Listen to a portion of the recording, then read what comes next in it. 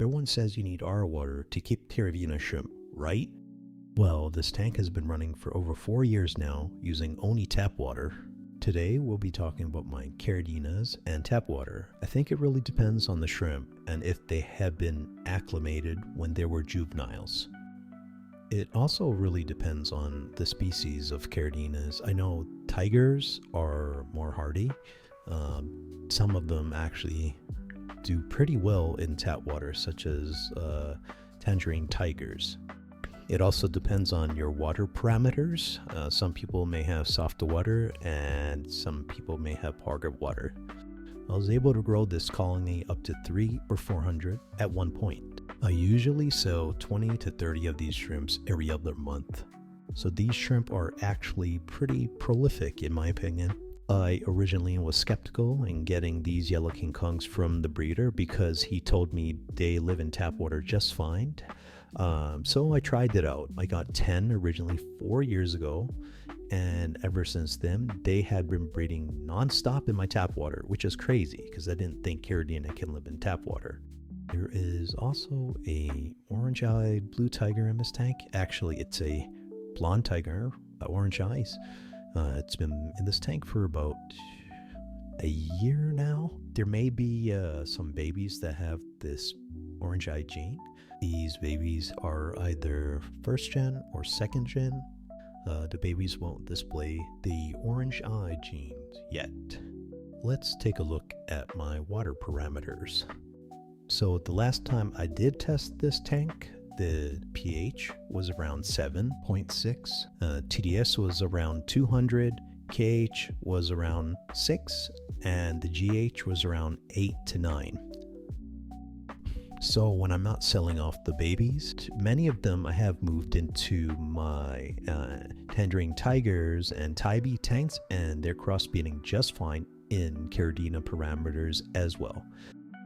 So here is a yellow king kong cow. I call this one a yellowhead king kong.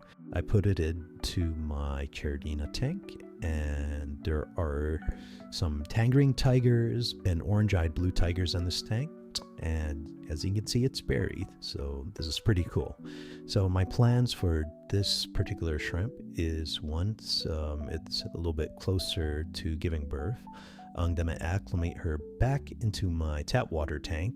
I'm hoping to be able to raise the babies in the original tank she came from.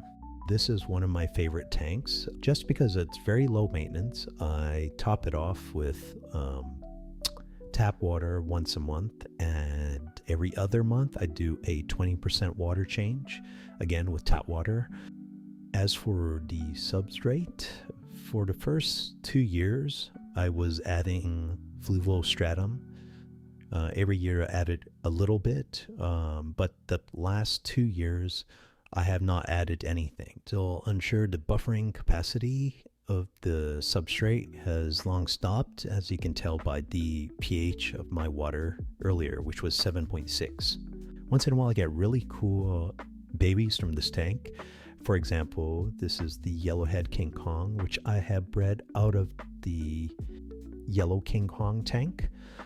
I get so many of these babies, I'm able to experiment.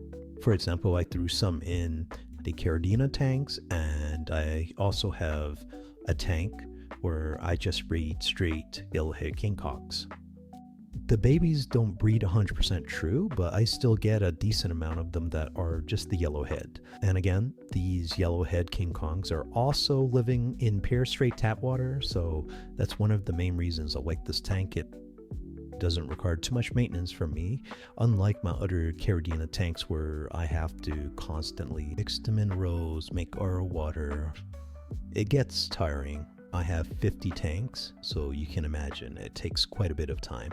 Sometimes I just like keeping it simple, and with these guys it's exactly that. It's very simple they're very simple to keep. So keeping Caridina in tap water is possible. You just have to know what you're doing and acclimate them pretty well. And again, not all species can do this, especially some of the more fancy varieties of Caridina. I wouldn't risk putting them in tap water. I hope you guys enjoyed the video, so if you had any comments or questions, feel free to drop them below. Thank you for watching, and I appreciate the support.